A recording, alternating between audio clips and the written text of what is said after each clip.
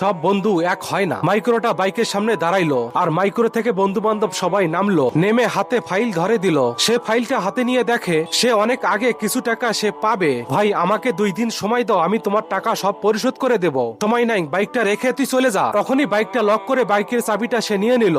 যা এখন চলে যা, বাকি টাকা পরিশোধ করে দিয়ে বাইকটা নিয়ে যাস। বন্ধুটা অনেক রিকোয়েস্ট করলো, ভাই এইবারের মতো দাও না। না দেবো না, টাকা দিয়ে তারপরে বাইকটা নিয়ে যাবি। তারপর বাইকটা নিয়ে তারা চলে গেল আর বন্ধু অবাক হয়ে সেখানে দাঁড়িয়ে রইলো। আর তখন বন্ধুরা রেস্টুরেন্টে বসে খাবার খাচ্ছিল।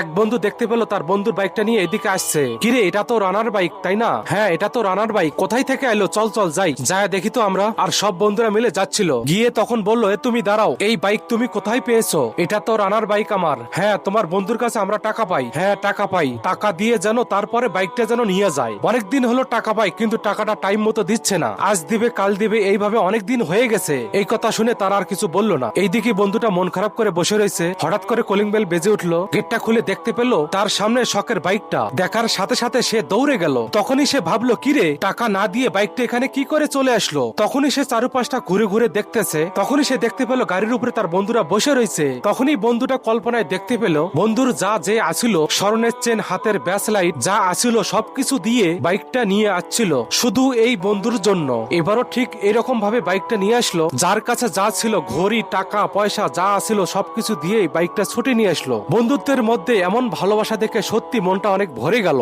বন্ধু বিপদে বললে বন্ধুর পাশে এসে দাঁড়াইবে, এটাই হচ্ছে প্রকৃত বন্ধুত্বের সম্পর্ক। ভিডিওটি আপনাদের কাছে এতটুকু ভালো লাগলে অবশ্যই শেয়ার করে দিয়েন।